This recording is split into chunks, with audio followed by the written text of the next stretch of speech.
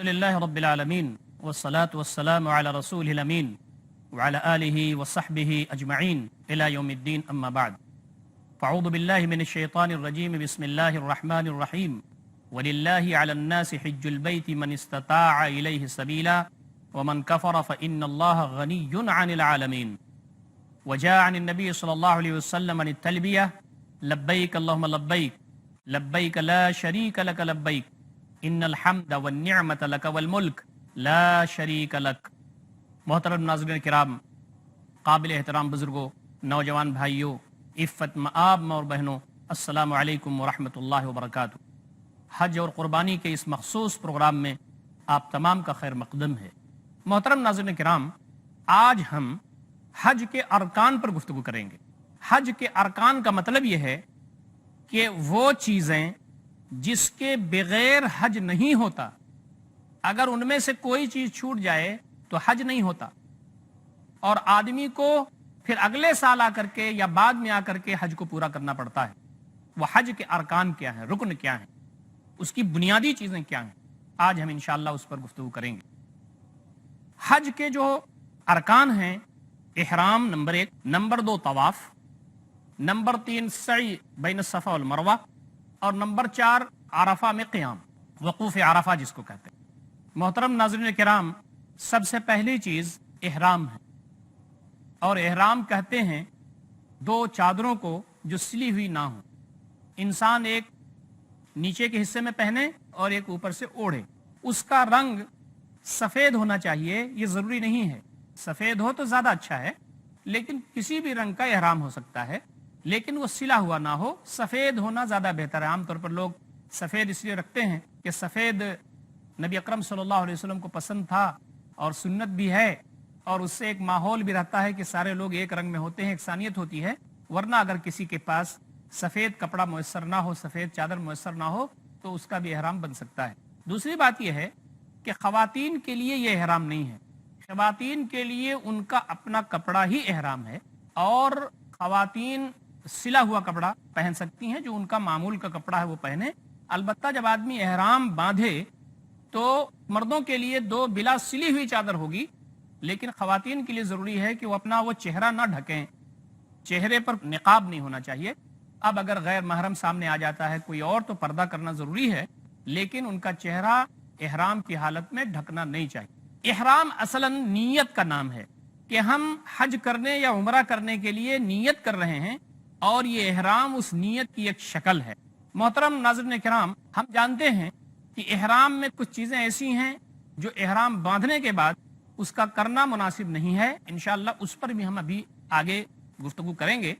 لیکن احرام جب آدمی باندھے تو اس کے لیے چند چیزیں ضروری ہیں۔ پہلی چیز تو یہ کہ وہ میقات سے احرام باندھے۔ میقات جو اسلام میں طے ہے حج کے لیے، اور انشاءاللہ ہم میقات پر گفتگو کریں گے، تو احرام آدمی کو باندھنا ہے تو وہ میقات سے باندھے۔ اور دوسری بات یہ ہے کہ وہ سلے ہوئے کپڑوں سے الگ ہو جائے، کوئی سلا ہوا کپڑا اس کے بدن پر نہ ہو، بنیان یا دیگر اور چیزیں اس ٹائپ کی کچھ بھی نہ ہو، بس 2 کپڑے ہو جس میں وہ ملبوس ہو۔ اسی طریقے سے نیت کرتے وقت جب احرام وہ باندھ رہا ہو، اسے تلبیہ پڑھنا چاہیے، لبیک اللہم لبیک لبیک لا شریک لک لبیک ان الحمد والنعمت لک والملک لا شریک لک۔ اور جب وہ نیت کر رہا ہو، احرام باندھ رہا ہو، تو اسے کہنا چاہیے لبیک اللہم عمرہ یا لبیک اللہم حجن۔ یہ جو نیت کرے وہ عمرہ کی، اگر وہ عمرہ کرنے جا رہا ہے تو لبیک اللہم عمرہ، اور اگر حج کرنے جا رہا ہے تو لبیک اللہم حج کی نیت اسے کرنا چاہیے۔ احرام جب وہ شروع کرے تو میں نے ابھی تلبیہ آپ کے سامنے پڑھا ہے، اس تلبیہ کو اسے پڑھنا چاہیے۔ ایک بات اور محترم ناظرین کرام یہاں اپنے سامنے ہم کو رکھنی چاہیے، وہ یہ کہ تلبیہ آدمی احرام باندھنے سے لے کر کے اسے پڑھتے رہنا ہے۔ کب تک پڑھتے رہنا ہے؟ عمرہ کرنے والوں کے لیے جب تک وہ مطاف میں نہ پہنچ جائیں، طواف نہ شروع کر دیں، اس وقت تک انہیں تلبیہ پڑھنا ہے۔ اور حج میں تلبیہ پڑھتے رہنا ہے جب تک رمی جمار تک نہ پہنچ جائیں یا کنکری مارنے کا کام شروع نہ ہو جائے۔ احرام میں جو چیزیں منع ہیں ان پر اب ہم تھوڑی سی نظر ڈال لیتے ہیں۔ احرام میں پہلی چیز منع ہے بال مڈوانا، بال کٹوانا، یہ ساری چیزیں، بال توڑنا، اب یا تو بال پورا صاف کرنا یہ بھی منع ہے، بال کٹوانا یہ بھی منع ہے، بال کو توڑنا، داڑھی یا سر کے یا جسم کے کسی بھی حصے کا بال توڑنا یہ منع ہے۔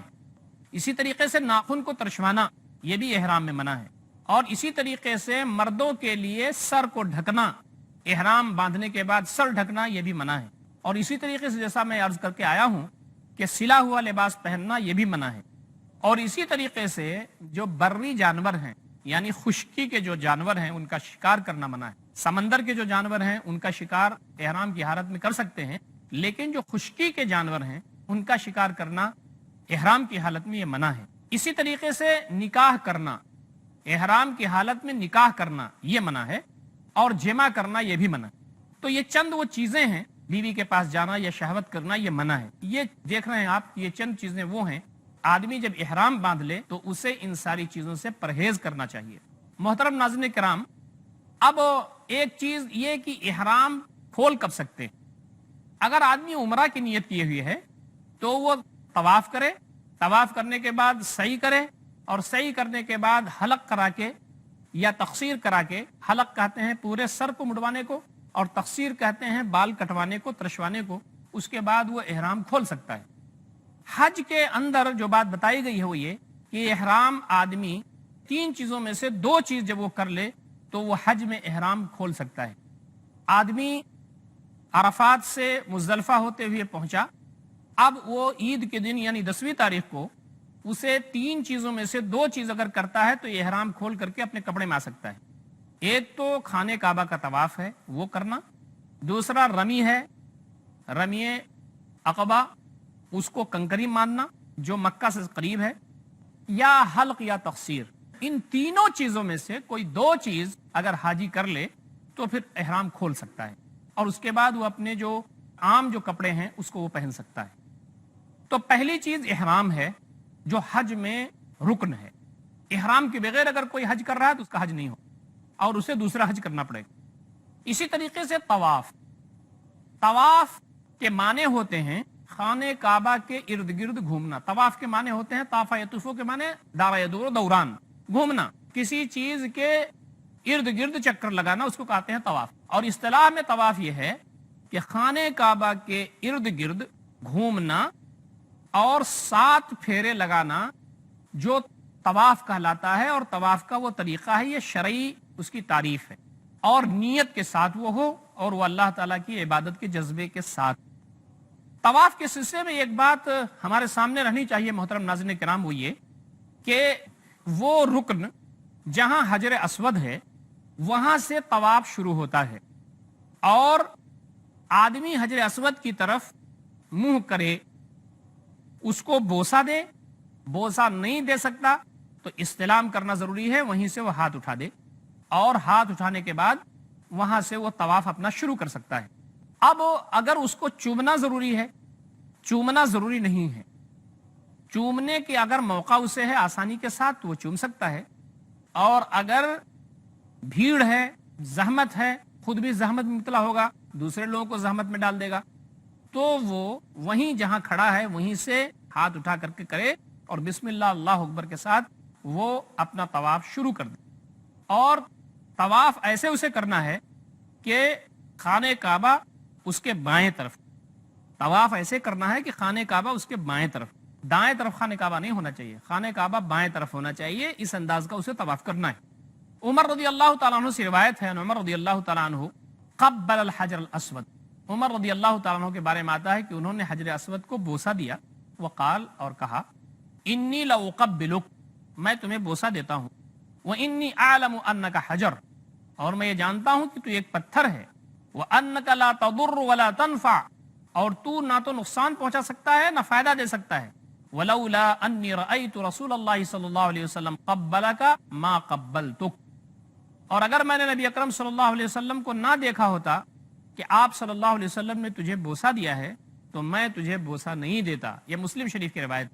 محترم ناظرین کرام، حجر اسود ایک نشانی ہے جو وہاں خانہ کعبہ کے پاس وہ نصب ہے، اور وہ حجر اسود کے بارے میں ہمارا عقیدہ صرف یہ ہونا چاہیے کہ وہ اللہ رب العزت کی طرف سے ایک پتھر ہے۔ بعض روایتوں میں آتا ہے کہ وہ جنت سے آیا، اور نبی اکرم صلی اللہ علیہ وسلم نے اس کو اپنے دستے مبارک سے اپنے دور میں نصب کیا تھا، جبکہ ایک بہت بڑا نزاع چھڑ گیا تھا۔ نبی اکرم صلی اللہ علیہ وسلم تشریف لائے اور لوگوں نے کہا کہ جو ابھی آئے گا اگر وہ کوئی فیصلہ کرتا ہے تو ہم اس کو مان لیں گے۔ نبی اکرم صلی اللہ علیہ وسلم آئے، یہ نبوت سے پہلے کی بات ہے، اور آپ صلی اللہ علیہ وسلم نے بہت بڑا جھگڑا چکایا تھا کہ چادر ایک منگائی اور کہا کہ اس کے کنارے کنارے جو قبیلے کے سردار ہیں اور اس کے جو روسا ہیں، جو قبیلے کے ذمہ داران ہیں، وہ پکڑ لیں، اور حجر اسود بیچ میں رکھ کے کہا کہ اٹھاؤ۔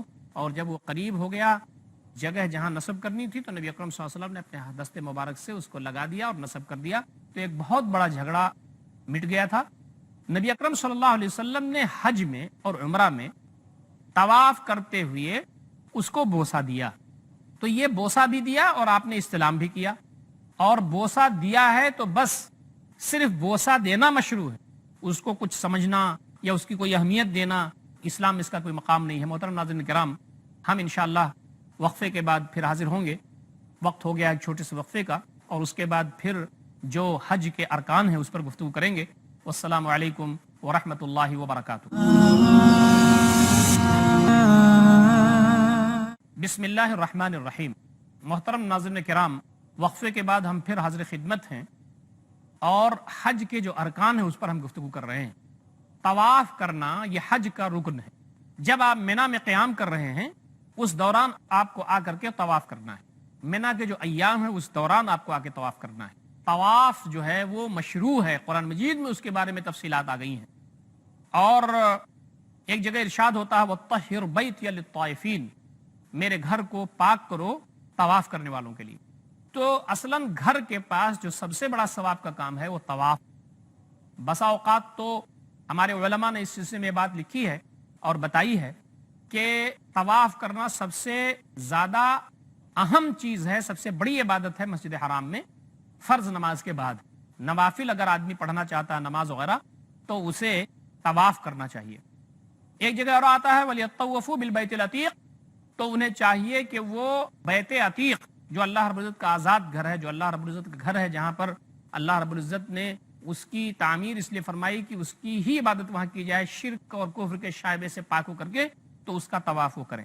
اسی طریقے سے ایک بات اور بتائی گئی وہ یہ کہ وَأَحِدْنَا إِلَىٰ إِبْرَاهِيمَ وَإِسْمَاعِيلَ أَن طَهِّرَ بَيْتِيَ لِلطَّائِفِينَ وَالْعَاكِفِينَ وَالرُّكَّعِ السُّجُودِ، اور ہم نے یہ عہد لیا تھا ابراہیم اور اسماعیل سے کہ تم ہمارے گھر کو پاک کرو طواف کرنے والوں کے لیے، اعتکاف کرنے والوں کے لیے، رکوع اور سجدہ کرنے والوں کے لیے۔ اس سے علماء نے ایک چیز یہ ثابت کیا ہے اور اس سے ایک نقطہ یہ نکالا ہے کہ یہاں پر للطائفین والعاکفین والرکع السجود، یہاں نماز پڑھنے کا جو تذکرہ ہے اس سے پہلے طواف کرنے کا تذکرہ ہے۔ تو اس کا مطلب یہ ہے کہ طواف کا جو عمل ہے وہ نماز کی عبادت سے بہتر ہے۔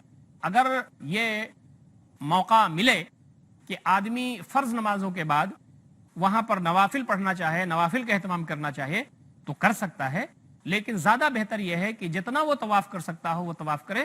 اللہ رب العزت کو یہ ادا بہت پسند ہے، اور اپنے گھر کا جو طواف ہے یہ عبادت ہے، اور اللہ رب العزت کو بہت زیادہ پسند ہے کہ بندہ طواف کرے۔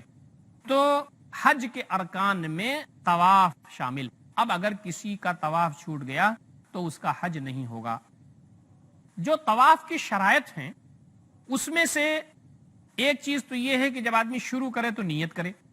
آپ جانتے ہیں کہ نیت ہر چیز میں ضروری ہے۔ انما الاعمال بالنیات، بہت مشہور حدیث ہے نبی اکرم صلی اللہ علیہ وسلم کی کہ اعمال کا دار و مدار نیتوں پر ہے۔ تو جب شروع کرے طواف تو نیت کرے۔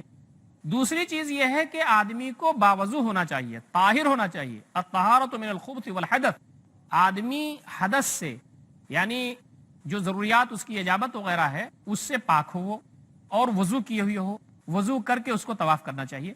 اسی طریقے سے ستر عورت ہونا چاہیے، پردہ اس کا ہونا چاہیے۔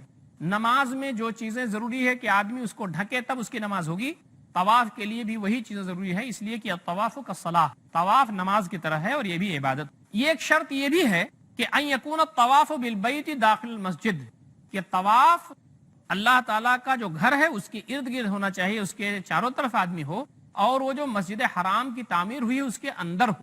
آپ دیکھتے ہیں بہت سارے لوگ جا چکے ہیں، بہت سارے لوگ جائیں گے انشاءاللہ، کہ اس کا جو صحن بنا ہوا ہے، مطاف جس کو کہتے ہیں، مطاف طواف کرنے کی جگہ، وہاں پر طواف لوگ کرتے رہتے ہیں، اور بعض لوگ جو معذور وغیرہ ہیں وہ آپ دیکھیں گے کہ اوپر چھت سے وہ طواف کرتے ہیں، تو وہ مسجد کے اندر ہی وہ سب شمار ہوگا۔ اب اگر کوئی شخص طواف کرنا چاہے کہ میں باہر مسجد کے نکل کر کے وہاں طواف کرے دور، تو وہ طواف نہیں ہوگا، گھر کے پاس طواف کرنا ہے، مسجد کے اندر طواف کرنا ہے۔ اسی طریقے سے میں جیسا عرض کر چکا ہوں کہ بیت اللہ شریف طواف کرنے والے کے بائیں ہونا چاہیے، وہ ایسا طواف کرے کہ وہ بیت اللہ شریف اس کے بائیں ہو، یہ بھی ضروری ہے۔ اسی طریقے سے ضروری ہے کہ طواف 7 مرتبہ ہو۔ حجر اسود کے پاس سے طواف شروع ہوگا، اور ایک مرتبہ جب پورا کرے گا آدمی یہاں واپس آئے گا تو اس کا ایک مرتبہ مکمل ہوگا، یہ ایک شوط کہلاتا ہے، یہ ایک پھیرا ہوگا۔ ایسے ہی اس کو 7 پھیرے لگانے ہوں گے، 7 پھیرے اگر کسی نے نہیں لگائے تو طواف مکمل نہیں ہوتا۔ اسی طریقے سے یہ بھی ضروری ہے کہ جو آدمی طواف کر رہا ہے تو یہ لگاتار ہو، ایسا نہیں ہے کہ 2 پھیرے لگائے اس کے بعد کسی کام سے چلا گیا، اس کے بعد آیا تو پھر 2 پھیرے لگائے پھر کسی کام سے نکل گیا، ایسا نہیں ہے۔ اسے طواف کو لگاتار کرنا ہے، الا یہ کہ کوئی شدید ضرورت اس کو پیش آ جائے، مثال کے طور پر نماز کھڑی ہو گئی، جماعت کھڑی ہو گئی، نماز کا وقت ہو گیا، تو اب جہاں تک اس نے کیا ہے وہاں کے بعد وہ نماز میں شریک ہو، اس کے بعد پھر آئے اور آگے مکمل کرے، پھر اسے پیچھے سے نہیں چلنا ہوگا۔ محترم ناظرین کرام، ایک اور رکن جو بہت اہم ہے وہ سعی ہے، صفا اور مروہ کے درمیان سعی۔ آپ جانتے ہیں کہ ایک چھوٹی سی پہاڑی صفا ہے اور دوسری چھوٹی سی پہاڑی مروہ ہے، اور یہ خانہ کعبہ کے قریب ہے۔ جب آدمی طواف کر لے تو اسے سعی کرنا چاہیے، اس میں ترتیب ضروری ہے، طواف اور سعی میں ترتیب ضروری ہے۔ طواف کرنے کے بعد سعی ہوگی۔ حضرت حاجر علیہ السلام کی جو سنت ہے وہ تازہ ہو جاتی ہے جب وہ صفا اور مروہ کے درمیان انہوں نے سعی کی تھی، اور وہاں سے وہ بچے کو بھی دیکھتی تھی اور ادھر دیکھتی تھی کوئی قافلہ آ رہا ہے تو میں اس سے کھانا پانی کچھ لے لوں۔ تو ہم کو یہ ایک رکن کی حیثیت سے اپنے سامنے رکھنا چاہیے کہ سعی صفا و مروہ میں کرنا ہے۔ تو اس میں بھی نیت کا دخل ہے، جیسا آپ کہتے ہیں، جیسا آپ سمجھتے ہیں کہ ہر چیز میں نیت ہے تو نیت کرنا چاہیے، اور اس کے ساتھ یہ ہے کہ ترتیب ہونی چاہیے کہ طواف کے بعد سعی ہو، اور اسی طریقے سے سعی میں جو 7 چکر ہے اس میں بھی لگاتار ہونا چاہیے، ایسا نہیں کہ اس کو بریک ہو، اور اسی طریقے سے 7 جو ہے اسے پورا مکمل ہونا چاہیے، اور ہر صحیح طواف کے بعد چاہے وہ فرض ہو یا مسنون طواف ہو اس کے بعد ہی صحیح کو کرنا چاہیے۔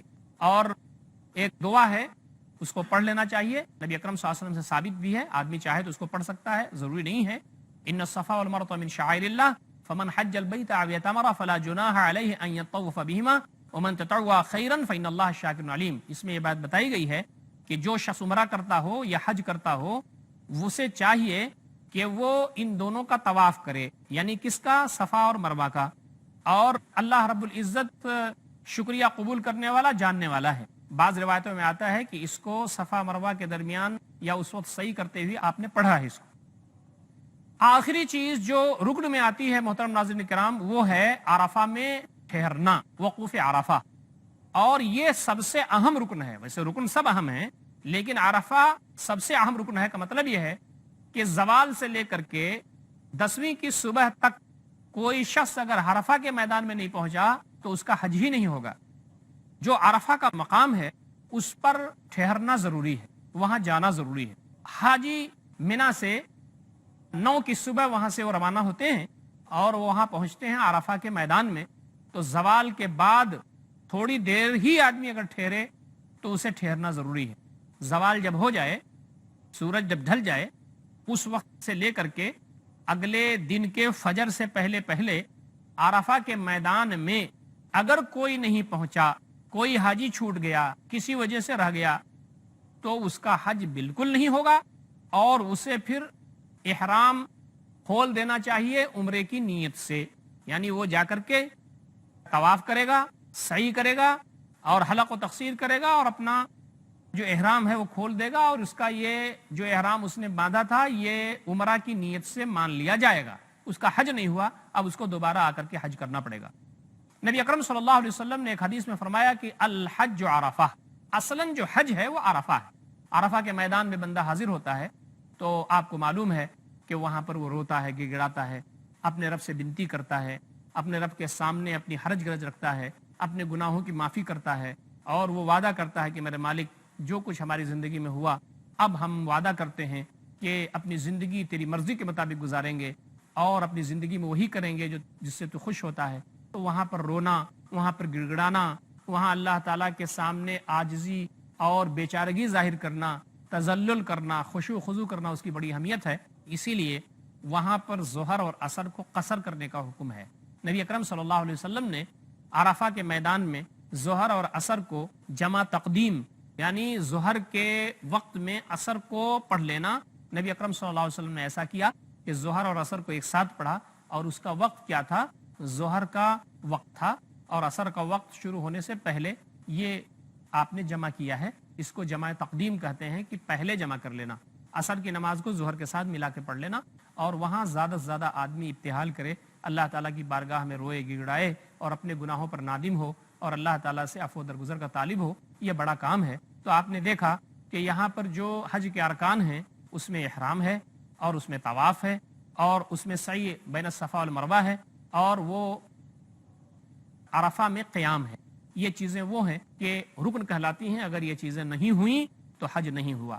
محترم ناظرین کرام، اللہ تعالیٰ سے دعا ہے کہ بار الہ ہم تمام کو حج کرنے اور حج کی جو سعادت ہے اسے حاصل کرنے اور حج کے جو مقاصد ہیں اس کو پورا کرنے کی اللہ تعالیٰ ہم تمام کو توفیق عنایت فرمائے. اقول قولی ھذا استغفر اللہ لی ولکم اجمعین واستغفروہ انہ الغفور الرحیم وآخر دعوانا الحمد للہ رب العالمین والسلام علیکم ورحمۃ اللہ وبرکاتہ.